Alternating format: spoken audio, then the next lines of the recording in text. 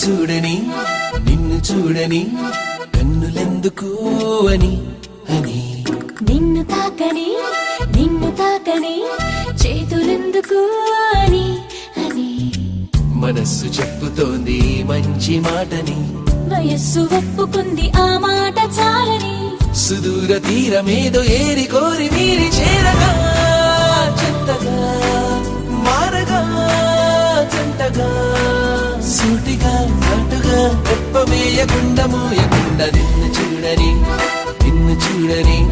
కన్నులెందుకు అని అని నిన్ను తాకని చేతులెందుకు